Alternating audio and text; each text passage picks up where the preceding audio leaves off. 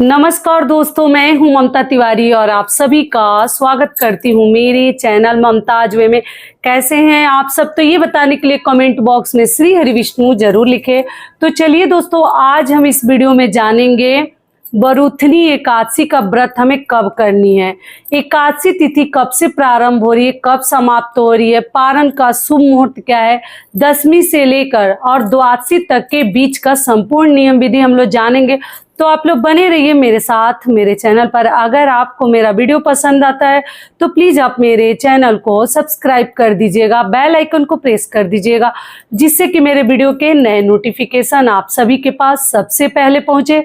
तो चलिए शुरू करते हैं और बरूथनी एकादशी से संबंधित सभी महत्वपूर्ण बातें जान लेते हैं। तो सबसे पहले दोस्तों आपको बता दूं, बरूथनी एकादशी जो है वो बैसाख महीने के कृष्ण पक्ष की एकादशी है। और आप लोग पूछते हैं दीदी एकादशी का व्रत उठानी है, तो आपको बता दूं, देखिए 14 अप्रैल के बाद खरमास जैसे हमारा समाप्त हो जा रहा है, तो आप कोई भी व्रत आप लोग अधिक मास लगने वाला है, शायद 17 मई से लग रहा है, मैं आगे वीडियो डालूंगी, आप लोग उसके पहले जो भी व्रत आपको उठानी आप लोग उठा सकते हैं। ऐसे एकादशी का व्रत कार्तिक महीने से, ज्येष्ठ महीने से, निर्जला एकादशी से, कुछ लोग उत्पन्ना एकादशी से भी उठाते हैं, लेकिन हर एकादशी से नहीं उठाया जाता। तो आप लोग पूछने लगते हैं, इसलिए सोची बता दूं। तो आप लोग देख लीजिए कैसे कीजिएगा। जेठ मुझे लग रहा है मतलब ज्येष्ठ के माह में तो मलमास अधिक मास लगेगा, तो फिर नहीं उठा सकते उसके आगे भी, तो अगले साल ही शायद आपको उठाने को मिलेगा। बीच में नहीं उठाते, अगर आपके घर में बीच में उठाते हैं तो आप लोग देख लीजिएगा, लेकिन हम लोग बीच में नहीं उठाते हैं। यही 3 एकादशी से, हम लोग तो 2 ही से उठाते हैं, केवल ज्येष्ठ महीने में या आपका कार्तिक महीने के जो हम देवउठनी एकादशी है ना, वही सबसे बेस्ट है एकादशी उठाने के लिए, मतलब हमारे घर परिवार में। ये हो गया। तो देखिए एकादशी इस साल 2026 में बरूथनी एकादशी बैसाख महीने के कृष्ण पक्ष की एकादशी कब है? 13 अप्रैल को। दिन पड़ा है सोमवार। सोमवार के दिन हम एकादशी का व्रत रखेंगे। उससे पहले दोस्तों दशमी तिथि के नियमों का हम पालन करेंगे। रविवार पड़ा है 12 अप्रैल दिन, रविवार को दशमी तिथि के नियमों का पालन करेंगे, जो कि हर वीडियो में आपको बताती हूँ। लहसुन, प्याज, बैगन, मूली, मसूर की दाल खाकर हम व्रत नहीं रखते हैं। और सरसों के तेल वगैरह आप लोग, सरसों तेल आप लोग खा सकते हैं, ये भी प्रश्न आने लगता है। यही सब दशमी के दिन करते हैं। बाकी घर परिवार के लोग अगर खा रहे हैं तो आप खाइएगा, ज़्यादा मतलब हो हल्ला नहीं करनी है। जो व्रत रखते हैं उन्हें बहुत शांति और धैर्य से काम लेनी चाहिए। बाकी दशमी के दिन आप लोग चावल वगैरह खा सकते हैं। ये हो गया दशमी के नियमों का पालन। और सूर्यास्त के बाद भी खा सकते हैं दोस्तों। कुछ लोगों का ये भी प्रश्न रहता है, तो देखिए हर घर में ऐसे नहीं होता है। जो लोग सूर्यास्त से पहले मतलब खाते हैं और उसके बाद नहीं खाते, तो ऐसा करेंगे। और जो खाना चाहते हैं वो खा सकते हैं दशमी के दिन रात को। अगले दिन हम व्रत रखेंगे, यानी कि सोमवार के दिन। तो सोमवार का दिन है, कुछ लोग सोमवार का व्रत भी रखते हैं, शिव जी का 16 सोमवार का। तो आप लोग सोमवार का व्रत भी रख सकते हैं और आप एकादशी का व्रत, 2 व्रत का आपको लाभ मिलेगा।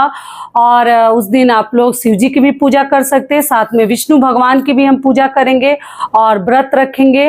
अगर एकादशी का व्रत का आपको लाभ चाहिए तो आप लोग अगर सोमवार का व्रत में अनाज खाते हैं तो उस दिन अनाज मत खाइएगा, फलाहार कर लीजिएगा, तो आपको 2 व्रत का लाभ मिल जाएगा। क्योंकि शिव जी के व्रत में जो वार वाले व्रत है उसमें एक समय लोग मीठा भोजन करते हैं, तो आप लोग देख लीजिएगा, वो आपके ऊपर है।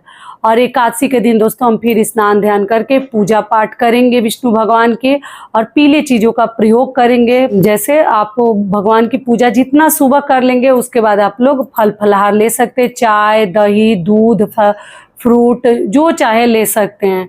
और विष्णु भगवान को आप लोग जो भी सीजनल फल है आप लोग चढ़ाकर पूजा पाठ कर सकते हैं। और उसके बाद से आप लोग फलाहार लेने के बाद सोइएगा मत। एकादशी और द्वादशी दोनों व्रत में हमें सोनी नहीं चाहिए। आप अगर नींद आती है तो तुलसी पत्र अपने पास रखकर आप लोग सो सकते हैं, वरना आपको सोने से बचनी चाहिए। क्योंकि एकादशी का जो लाभ है वो त्रिजटा नाम के राक्षसी को मिल जाता है, तो आप लोग कोशिश करें कि ना सोएं। और व्रत में दोस्तों बैसाख का महीना चल रहा है, आप चाहे तो कुछ भी दान कर सकते हैं अनाज छोड़कर। ये क्लियर हो गया। और दशमी के दिन आप लोग बाल वगैरह, संडे पड़ा है तो धो ही सकते हैं, शुद्ध सात्विक भोजन कर सकते हैं, ये भी बता दी। और एकादशी के दिन बाल, तो सोमवार के दिन लोग ऐसे भी बाल नहीं धोते हैं, तो आप देख लीजिएगा बाल वगैरह। महिलाएं अगर को ना धोए तो ज़्यादा बेहतर है, कुछ इमरजेंसी पड़ जाए तभी धोनी चाहिए, लेकिन व्रत के दिन तो नहीं धोनी चाहिए। ये हो गया। उसके बाद से दोस्तों फिर शाम को हम भगवान की पूजा करेंगे, आरती करेंगे, भोग लगाएंगे, और ऐसे करके हमारा व्रत संपन्न हो जाएगा।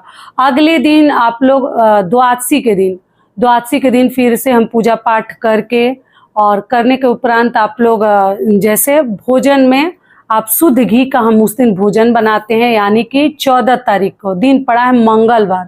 और जो लोग मंगलवार का व्रत रखेंगे वो अनाज नहीं खाएंगे, तुलसी पत्र और गंगा जल से आप लोग जैसे पारण कर लीजिएगा, नियम हो जाएगा एकादशी का। उसके बाद कंटिन्यू अपना व्रत कीजिएगा, जिस भी विधि से आप लोग मंगलवार का व्रत करते हैं। ये हो गया। और भगवान की पूजा पाठ करके सभी लोग से मैं कहूँगी कि तुलसी पत्र और गंगा जल सबसे पहले मुख में डाल लीजिएगा। और उसके बाद एक समय ही भोजन किया जाता है द्वादशी के दिन, और शाम से आप लोग लहसुन प्याज जो चाहें सब खा सकते हैं, लेकिन एक समय भोजन किया जाता है, तो आप लोग थोड़ा आराम से भी कर सकते हैं।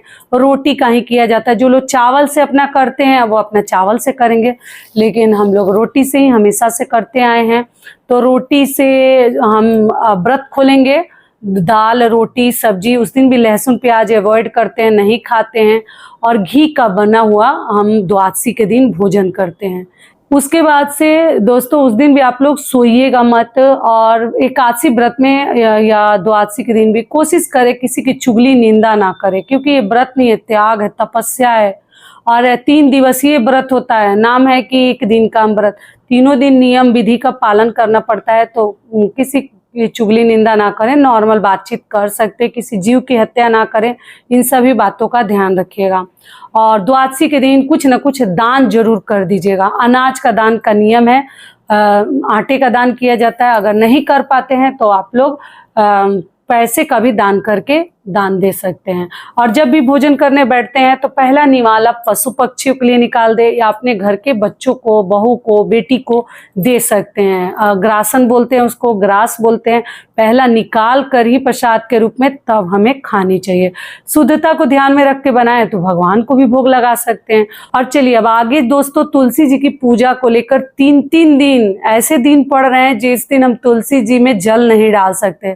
पहले तो रविवार के दिन न तोड़ सकते हैं, यानी कि दशमी के दिन 12 अप्रैल को न तोड़ सकते हैं और न जल डाल सकते हैं, न पूजा करते हैं। रविवार के दिन दूर से पूजा कर सकते हैं, आप लोग दिया बाती दिखा सकते हैं, लेकिन तुलसी जी को स्पर्श नहीं करते हैं।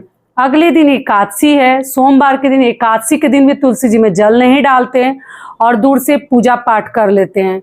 और द्वादशी के दिन मंगलवार है, तो मंगलवार के दिन भी तुलसी जी को नहीं स्पर्श करते। तो दोस्तों 3 दिन हम बिना तुलसी पत्र मतलब तोड़ना भी नहीं है, और बिना तुलसी जी के पत्ते का भगवान का भोग अधूरा माना जाता है। ऐसा माना जाता है कि अधूरा होता है। तो आप लोग क्या कीजिएगा कि दशमी नहीं, नौमी के दिन, यानी कि आप लोग शनिवार के दिन ही तुलसी पत्र तोड़ कर रख लीजिएगा, या आप लोग वहां पत्ता गिरा रहता है पेड़ के पास, पौधे के पास, उसको लेकर धोकर भी आप लोग पूजा पाठ में चढ़ा सकते हैं। क्योंकि एकादशी के दिन भी हम तुलसी जी को नहीं तोड़ेंगे और दशमी के दिन भी रविवार को नहीं तोड़ेंगे, तो फिर कैसे करेंगे? तो आप लोग उसके पहले शनिवार को तोड़ के रख लीजिएगा। अब चलिए आगे आपको बता दूं कि 3 दिन हम तुलसी माता सूख जाएंगी तो फिर हमें पाप लगेगा। तो रविवार के दिन दोस्तों आप लोग जल मत डालिएगा, ठीक है, दशमी के दिन। और एकादशी के दिन भी तो नहीं डालनी चाहिए, लेकिन तुलसी जी भी पौधा है, आपको मालूम ही है, फिर सूख जाएंगी, मुरझा जाएंगी, फिर लेने का देने हमें दुगुना पाप मिलेगा।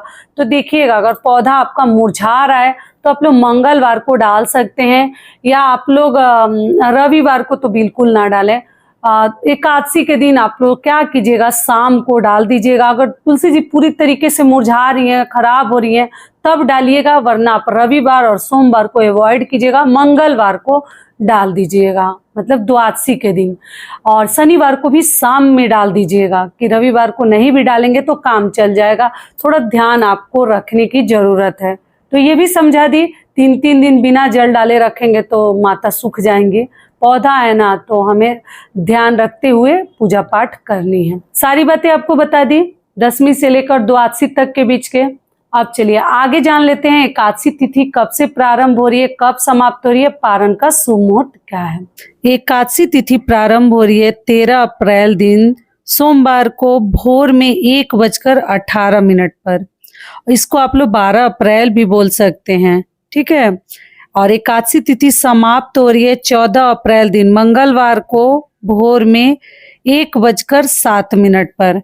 ऐसे में उदया तिथि को ध्यान में रखते हुए हम बरूथनी एकादशी का व्रत रखेंगे 13 अप्रैल दिन सोमवार को। अब चलिए आगे जान लेते हैं हमें पारण कब करनी है। तो पारण हम करेंगे 14 अप्रैल दिन मंगलवार को सुबह 6:54 से लेकर 9 बजे तक आप लोग पारण कर सकते हैं। तो आशा करती हूँ ये वीडियो आप लोगों के लिए बहुत अधिक लाभकारी होगा। फिर मिलती हूँ एक नए वीडियो में, तब तक के लिए नमस्कार। स्वस्थ रहिए, सुरक्षित रहिए और जहाँ कहीं भी रहिए खूब खुश रहिए। धन्यवाद।